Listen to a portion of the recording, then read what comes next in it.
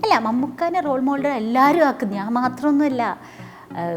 മമ്മൂക്ക എന്ന് പറയുന്ന വ്യക്തിയോട് സംസാരിക്കുന്നവരും മമ്മൂക്കയെ അടുത്തറിയുന്നവർക്കും അറിയും.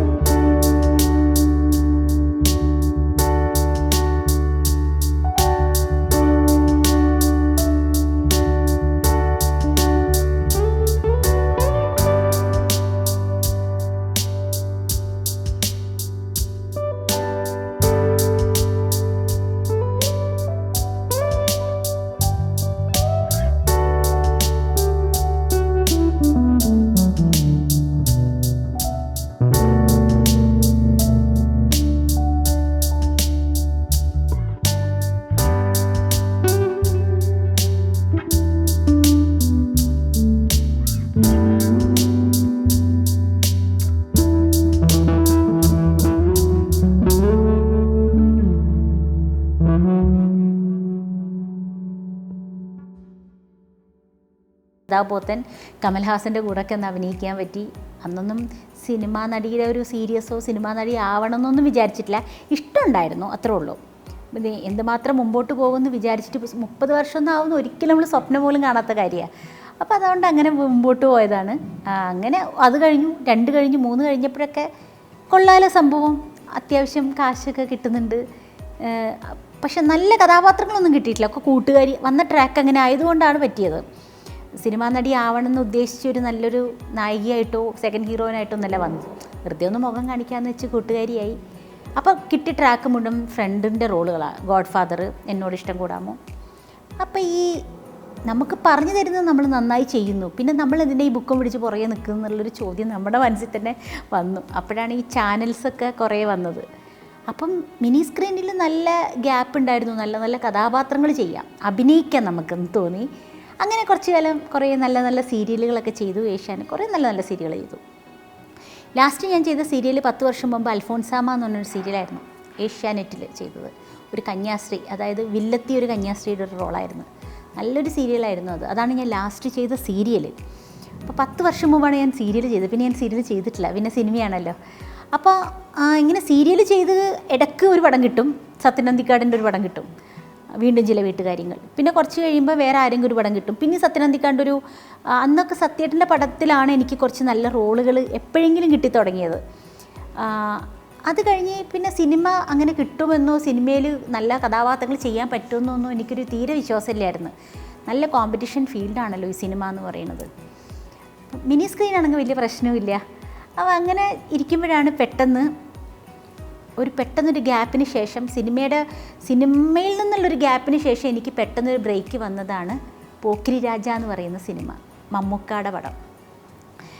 അത് ഭയങ്കര ഹിറ്റായിരുന്നു ആ സിനിമ. അപ്പോൾ അതിൽ സലീം കുമാറിൻ്റെ വൈഫായിട്ടാണ് ഞാൻ അഭിനയിച്ചത്. ആ ടീം തന്നെയാണ് എനിക്ക് അവർക്ക് ഇഷ്ടമായി ഞാൻ ചെയ്തത്. ആ ഉദയകൃഷ്ണ CBK തോമസിൻ്റെ ടീം ആണ് കാര്യസ്ഥൻ എന്ന് പറഞ്ഞ സിനിമ. കാര്യസ്ഥന് ഗംഭീര ഹിറ്റായി. അപ്പം തന്നെ എനിക്ക് ലാൽ ജോസിൻ്റെ ഡയമണ്ട് നെക്ലേസ് കിട്ടി, അതും നല്ല ഹിറ്റായി. ബ്യൂട്ടിഫുൾ കിട്ടി, ട്രിവാൻഡ്രം ലോഡ്ജ് കിട്ടി, ദൈവത്തിൻ്റെ സ്വന്തം ക്ലീറ്റസ് ചെയ്യുന്ന പടങ്ങളൊക്കെ ആ സമയത്ത് ഹിറ്റായി. അപ്പം ഞാനെന്ന് പറയുന്ന ഒരു ആക്ട്രസിനെ സിനിമാ ലോകം ഒന്ന് ശ്രദ്ധിക്കാൻ തുടങ്ങിയത് അപ്പോഴാണ് ശരിക്കും. മറ്റേത് എപ്പോഴെങ്കിലും വന്നു പോകാമെന്ന് പറഞ്ഞാൽ ഇങ്ങനൊരു നടിയുണ്ട് എന്ന് പറയാം. ഒരു ആക്ട്രസിനെ സംബന്ധിച്ചിടത്തോളം നല്ല കഥാപാത്രങ്ങൾ കിട്ടിയാലേ അവരൊരു നല്ല നടിയാന്ന് തെളിയിക്കാൻ പറ്റുള്ളൂ. അല്ലാതെ വന്നു പോയി സിനിമയിൽ നിന്ന് ഞാൻ സിനിമാ നടിയാന്ന് പറഞ്ഞിട്ട് കാര്യമില്ല. അപ്പോൾ അന്നൊക്കെ ഞാൻ അങ്ങനെയായിരുന്നു, ഒരു സിനിമാ നടി. എൻ്റെ കഴിവ് എന്നിൽ നിന്നുള്ള ആ ഒരു ഇത് തെളിയിക്കാൻ എനിക്കൊരു അവസരം ഇല്ലായിരുന്നു. ചെയ്യും, 2 വാക്ക് പറയും, പോകും, ബുക്ക് പിടിച്ച് നിൽക്കും, നായികനോട് 2 വാക്ക് പറയും, പോകും. അതൊക്കെ ഒരു സിനിമ, അതൊരു സിനിമ, ഇവളാണോ സിനിമാ നടി എന്ന് പറയുള്ളൂ. കഴിവുള്ളൊരു കുട്ടിയാണ്, ഒരു നല്ല ആക്ട്രസ് ആണെന്ന് പറയാൻ പറ്റില്ലായിരുന്നു.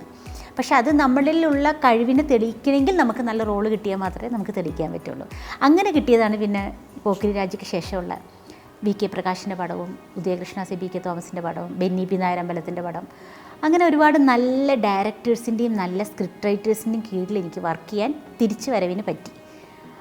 പിന്നെ എനിക്ക് മിനി സ്ക്രീനിലേക്ക് നോക്കേണ്ടി വന്നിട്ടില്ല. പക്ഷേ മിനി സ്ക്രീൻ ഞാൻ വിട്ടിട്ടില്ല. മിനി സ്ക്രീൻ എപ്പോഴും നമുക്ക് ആവശ്യം തന്നെയാണ്. പക്ഷേ സിനിമയിലെ ഈ ഒരു ബിസി കാരണം മാത്രം കേട്ടോ മിനി സ്ക്രീനിലേക്ക് ചെയ്യാൻ പറ്റാതിരുന്നത്.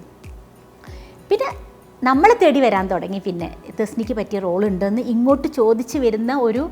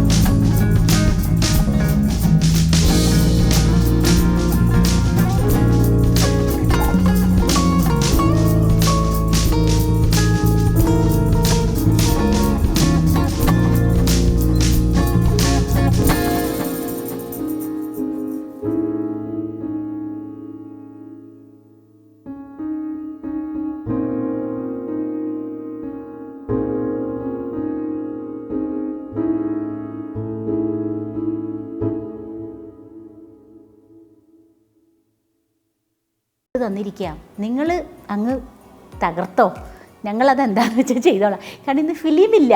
ഇന്ന് പണ്ട് ഡയറക്ടേഴ്സ് വളരെ ശ്രദ്ധിച്ച് എടുക്കുള്ളൂ. കാരണം ഫിലിമാണ്, ഒരടി ഫിലിം എന്ന് പറഞ്ഞാൽ ഭയങ്കര കാശാണ്. അപ്പോൾ അതനുസരിച്ച് തെറ്റിച്ച് കഴിഞ്ഞാൽ പിന്നെ ഭയങ്കര ദേഷ്യമൊക്കെയാണ്. കാരണം അത്രയും പ്രൊഡ്യൂസറിന് നഷ്ടമാണ്. ഇന്ന് എത്ര എടുത്താലും പ്രശ്നമില്ലാത്തൊരു സ്ഥിതിയാണ്. നമുക്ക് നമ്മുടെ ആവശ്യത്തിനനുസരിച്ച് അഭിനയിക്കാനുള്ളൊരു ഇത് വിട്ടു തന്നിരിക്കുക. അത് തന്നെ പല സിനിമയിലും നല്ല രസമായിട്ട് തോന്നിയിട്ടുമുണ്ട്. ഈവൻ കുമ്പളങ്ങി നൈറ്റ്സിൽ വരെ അവർ തമ്മിൽ സംസാരിക്കുന്ന വീട്ടിൽ സംസാരിക്കുന്ന പോലെയാണ്. പക്ഷെ പണ്ടത്തെന്ന് പറഞ്ഞാൽ ഒരു ചെറിയൊരു നാടകത്വം കൂടി സിനിമ.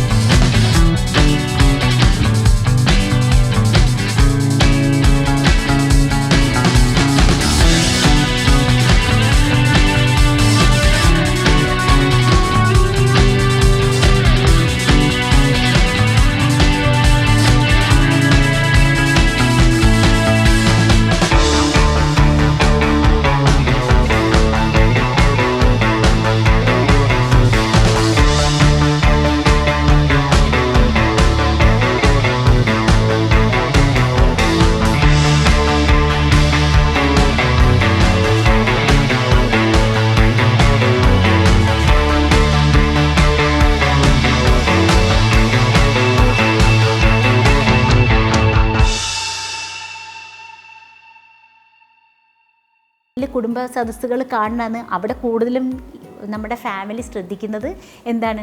സാരി, ബ്ലൗസ്, കമ്മൽ. അത് അവരിട്ടത് അങ്ങനെയാണ്, ബീന ഇട്ടത് ഇങ്ങനെയാണല്ലോ, ഇന്ന സാരി ഇട്ടതാണല്ലോ, അതിലാണ് കൂടുതൽ അട്രാക്റ്റ് കൊടുക്കുന്നത്. സിനിമ എന്ന് പറയുന്നത് വളരെ നാച്ചുറലാണ്. ഒരുപാട് വ്യത്യാസമുണ്ട്. രണ്ടും നമ്മൾ വിചാരിക്കുന്ന പോലെയൊന്നുമല്ല. അഭിനയിച്ച് കഴിയുമ്പോഴാണ് നമുക്കതിൻ്റെ മാറ്റം മനസ്സിലാവുന്നത്.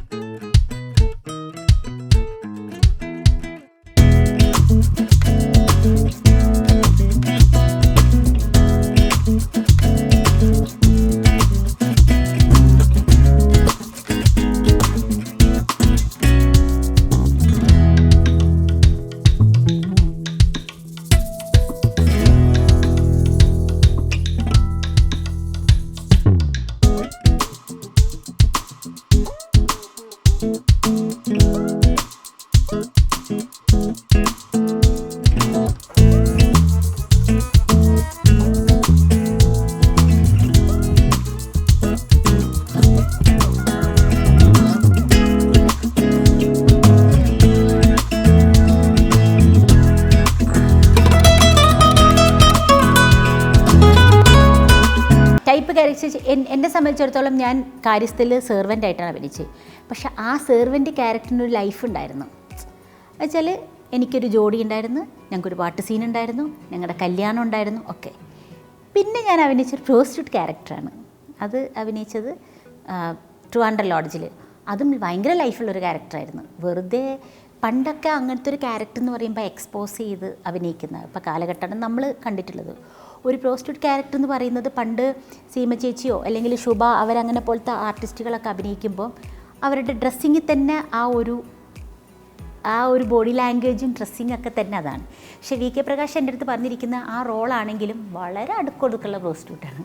ചുരിദാറൊക്കെ ഇട്ട് വളരെ മാന്യമായിട്ട് സംസാരത്തിൽ കൂടെ മാത്രം ആൾക്കാരെ ചിരിപ്പിക്കണം. അത്ര ഹ്യൂമറും കൂടി കലർത്തി ചെയ്യണം, അപ്പോഴേ ആൾക്കാർക്ക് ഇഷ്ടപ്പെടും. അതുകൊണ്ടാണ് ട്രിവാൻഡ്രം ലോഡ്ജിൽ കന്യകാ മേനോൻ എല്ലാവർക്കും ഇഷ്ടപ്പെടാൻ കാരണം നമ്മളൊന്നും എക്സ്പോസ് ചെയ്യുന്നില്ല. അപ്പം വളരെ വ്യത്യാസമുണ്ട് ആ കാലഘട്ടത്തിൽ അങ്ങനത്തെ കഥാപാത്രങ്ങളും ഇപ്പം വളരെ വ്യത്യാസം. അന്നത്തെ ആ ക്യാരക്ടറും ഇന്നത്തേതും വ്യത്യാസമുണ്ട്. അപ്പം ഞാൻ എല്ലാവരും വിചാരിക്കും ഇപ്പോൾ ബ്യൂട്ടിഫുൾ ട്രിവാൻഡ്രം ലോഡ്ജിൽ ടൈപ്പ് ചെയ്യപ്പെട്ടു, അത് തന്നെ എനിക്ക് ചിലപ്പോൾ അതേ റോള് തന്നെ ബയ്യയിൽ വിളിച്ചു എന്നെ. അതിൽ ഞാൻ പ്രോസ്റ്റിറ്റ്യൂട്ടാണ്. അപ്പം ഞാൻ അയ്യോ ഇത് മലയാളത്തിൽ ഇത് ഞാൻ ചെയ്യാൻ ഇത് ഞാനുള്ളൂന്ന് ഞാൻ അങ്ങോട്ട് ചോദിച്ചു സ്ക്രിപ്റ്റായിട്ടോട്. അപ്പോൾ എന്നോട് ബെന്നി പി നായരാമ്പലത്തിൻ്റെ സ്റ്റോറി ആയിരുന്നു അത് ബയ്യ. അത് ബിജു മേനോനും ചാക്കോച്ചനുമായിരുന്നു അതിൽ അഭിനയിച്ചിരുന്നത്. അപ്പം അതിലപ്പം എന്നോട് പറഞ്ഞു, ഇല്ല തസ്നി, ആ അങ്ങനെ ആണെങ്കിലും അതിന് ലൈഫുണ്ട്. അതായത് ആ ഒരു ക്യാരക്ടറാണ്. പക്ഷേ ഒരു സുപ്രഭാതത്തിൽ മന്ത്രിയുടെ മോൻ്റെ കൂടെ കൂടിക്കാഴ്ച നടത്തുന്നു, പെട്ടെന്ന് പിടിക്കപ്പെടുന്നു, മന്ത്രിയുടെ മോൻ കെട്ടുന്നു, വലിയൊരു സ്ഥാനത്തെത്തുന്നു, ലാസ്റ്റ് ഞാൻ ഇലക്ഷന് നിൽക്കുന്നു, ഞാൻ മന്ത്രിയാവുന്നു, എനിക്ക് സഹകരണ മന്ത്രിയായാൽ മതിയെന്ന് ഞാൻ വാദിക്കുന്നു. ഇങ്ങനെ വരെ പോണൊരു ക്യാരക്ടറാന്ന് പറഞ്ഞപ്പോൾ പിന്നെ ഞാനത് വിടണം, ആവശ്യമില്ല. വെറുതെ വന്നു പോയി ചേട്ടാ ഒന്ന് വന്നേ എന്ന് പറഞ്ഞ് 2 വാക്ക് വന്ന് പോണ ക്യാരക്ടറല്ലല്ലോ. അപ്പോൾ പിന്നെ നമുക്ക് ആ ലൈഫുള്ളൊരു കഥാപാത്രമാകുമ്പോൾ നമുക്ക് പിന്നീട് അത് കിട്ടുന്നു വരില്ല. അതുകൊണ്ടാണ് ഞാൻ വീണ്ടും ആ ഒരു ക്യാരക്ടർ പിന്നെ ഞാൻ അങ്ങനത്തെ ചെയ്തിട്ടില്ല. പിന്നെ ടൈപ്പ് ചിലവർ പറയും, ചില പോലീസായി കഴിഞ്ഞാൽ എല്ലാത്തിലും പോലീസാക്കും, ചില വേലക്കാരിയായി എല്ലാത്തിനും പക്ഷേ വേലക്കാരി ആയാലും ആ മോഹവല്ലി എന്ന് പറയുന്ന പോലെ വേലക്കാരി ആയാലും ആ വേലക്കാരിക്കൊരു ലൈഫ് ആ സിനിമയിലുണ്ടെങ്കിൽ, അതുപോലെ ആകാശഗംഗയിൽ ഞാൻ ഒരു കാര്യസ്ഥയാണ്, ഞാനും ധർമ്മജനാണ് കോമ്പിനേഷൻ. പക്ഷേ ഞങ്ങൾക്ക് നല്ല രസമാണ്. ആ പടത്തിൽ വേറെ ആരും ഇല്ല ആ വീട്ടിൽ, ഞാനും പ്രവീണയും പിന്നെ ഹീറോയിനായ കുട്ടിയും ധർമ്മജനും മാത്രമേ ഉള്ളൂ. അപ്പോൾ ഒരുപാട് കൂടെ വെറുതെ വന്ന് നിൽക്കുക, അവിടെ നിൽക്കുക, ഇവിടെ നിൽക്കുക എന്നല്ലാണ്ട് നമുക്കൊരു വേലക്കാരി തന്നാലും ഒരു പോലീസ് തന്നാലും അതിൽ എന്ത് ചെയ്യാനുണ്ട്, അതിൽ എന്ത് മാത്രം ആ ക്യാരക്ടറിന് ലൈഫ് ഉണ്ടോ എന്ന് നോക്കിക്കഴിഞ്ഞാൽ നമുക്ക് ടൈപ്പ് ആയാലും കുഴപ്പമില്ല.